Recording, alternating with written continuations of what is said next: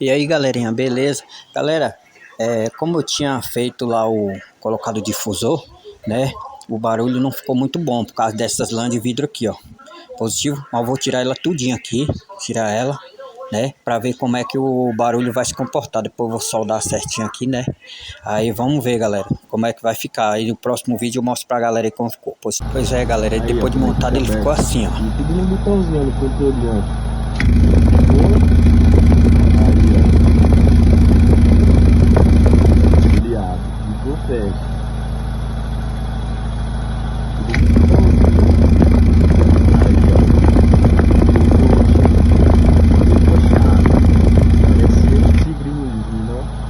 Fechado por originalzinho, nem parece que tá. E aí, galera, ficamos por aqui. Curte, compartilhe, comenta para não perder o próximo vídeo.